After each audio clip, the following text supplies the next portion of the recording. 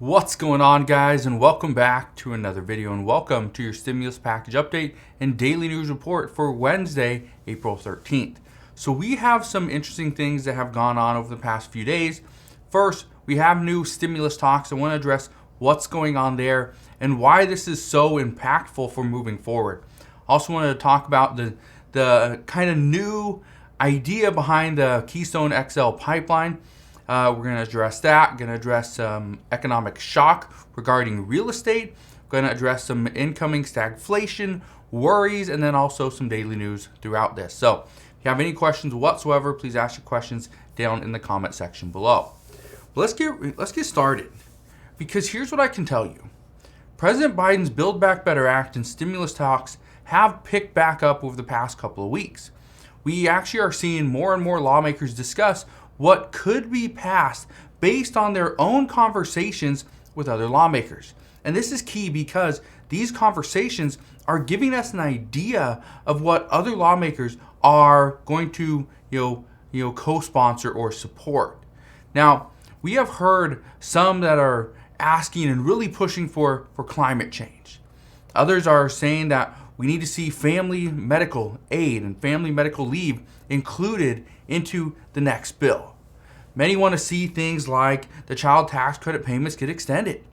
And of course, we got a handful of lawmakers that still want to see student debt forgiveness and gas checks to the American people. And I want to touch on that for a second, because what we have on the horizon is gas prices are going to start to come down. That's the expectation. Now, they will most likely come down for the next few months. But what happens after that? Again, we're in April, May, June, July.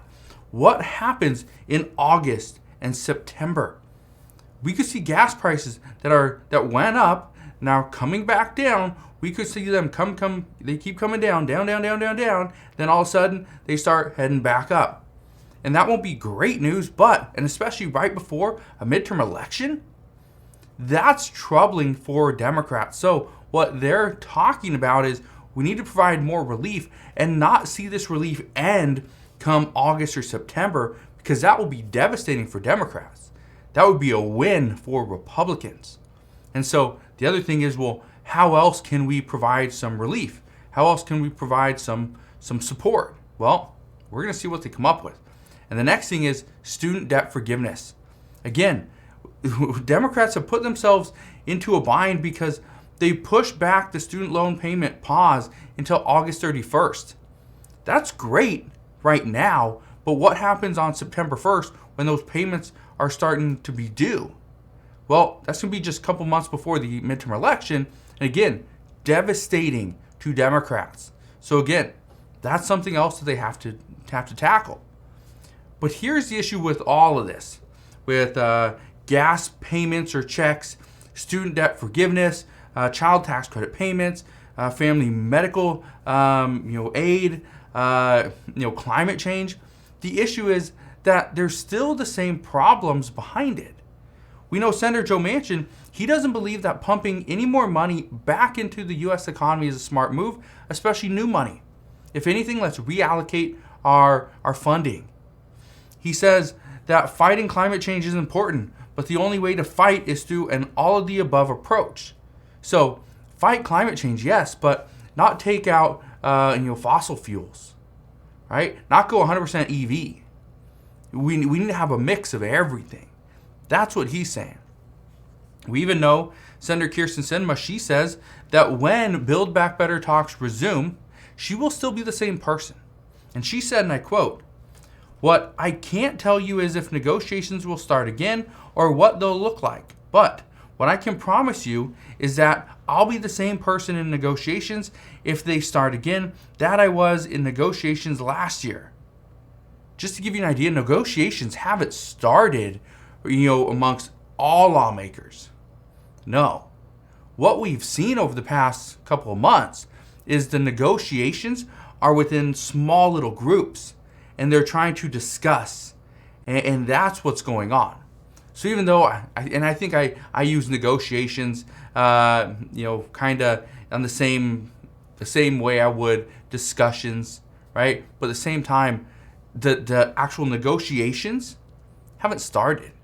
They haven't even started because Democrats don't even have a plan in place. So how can you negotiate something if you don't even have a plan to start with? But Senator Kyrsten Sinema also went on to say, and I quote, "You all know, the entire country knows, that I'm opposed to raising the corporate minimum tax rate." And she made it very clear that she's against any tax policy that would slow down economic growth and stall personal and business growth in the United States. And this is a very bold statement from her, especially in a time when Democrats have been hoping that she changed her way of thinking and was willing to jump on board with them in passing the Build Back Better Act. Because she's one of the two people that are holding it up. That's Senator Joe Manchin and Senator Kyrsten Sinema. Those are the two people. Now, we will see what happens moving forward, but what I can tell you right now is there's still a lot of things that have to be worked on before they can ever even start the true negotiations. Now, let's talk about Senator Joe Manchin, but let's talk about him and his idea of either a rebranded, Keystone XL Pipeline. Because in his visit to Canada just yesterday, Senator Joe Manchin said, and I quote, "The brand of the XL Pipeline is probably gone. Can it be rebranded? Can it be rerouted? Can it be these different things?" Now, he went on to say that the Biden administration would be foolish not to at least entertain one of these ideas.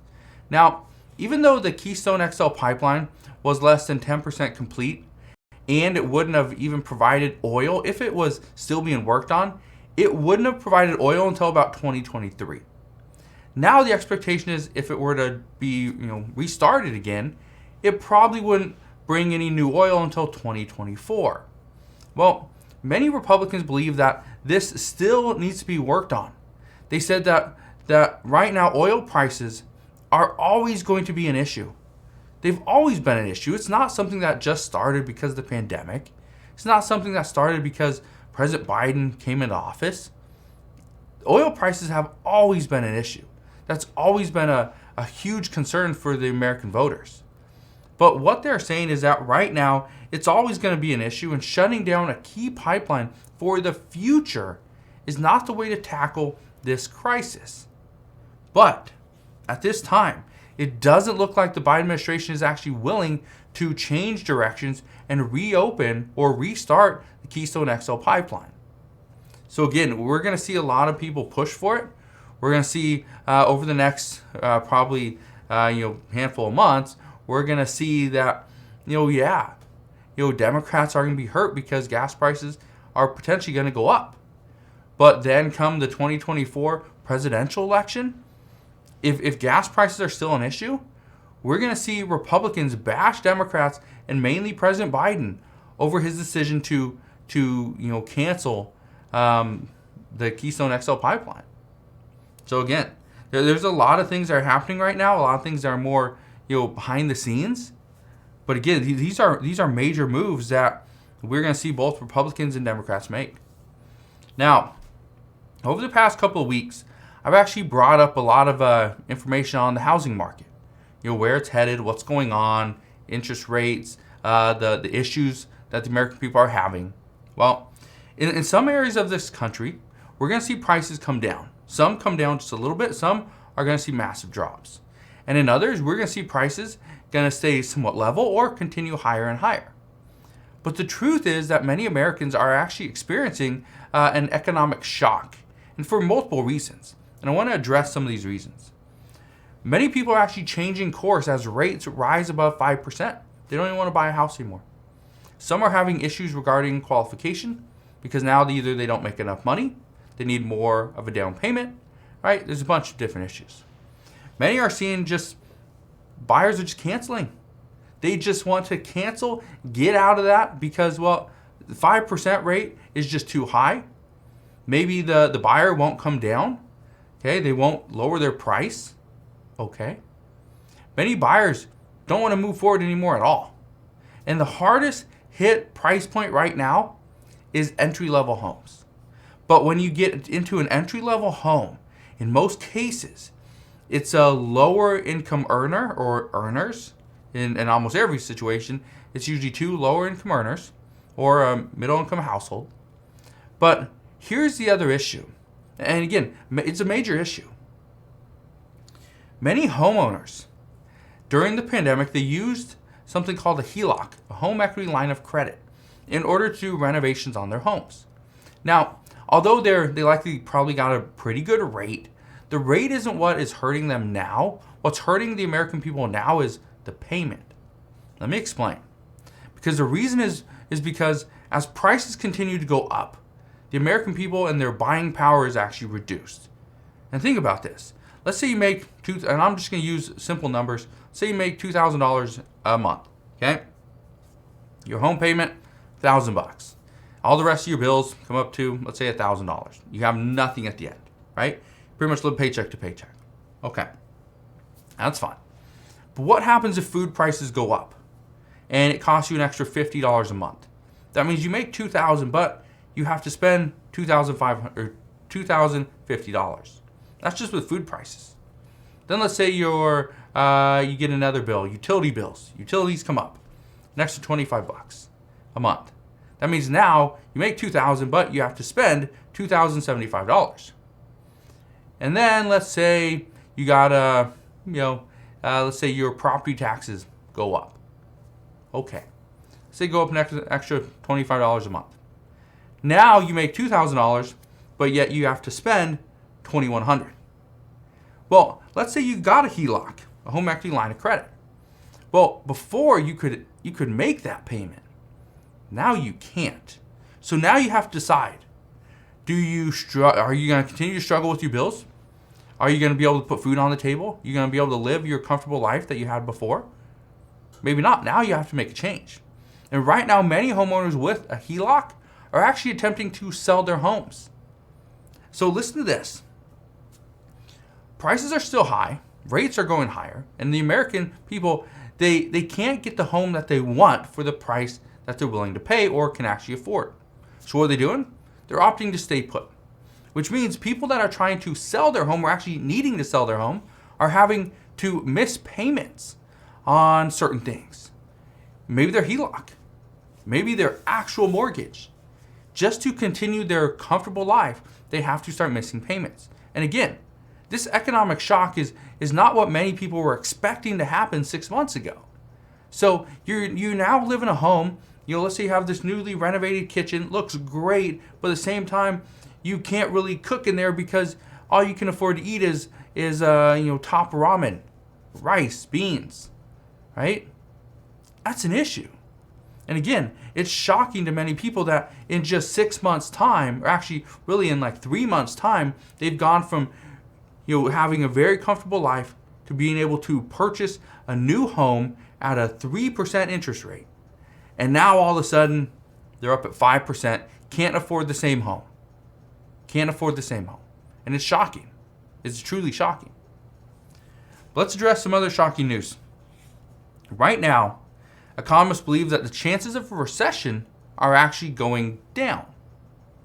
After the CPI report that we saw yesterday, when it came up 0.6%, it went from 7.9% all the way to 8.5%. Many people thought this was disastrous. But here's what you need to understand. When you look at core inflation, and a reason why I want to touch on core inflation is because core inflation strips out things like food and energy.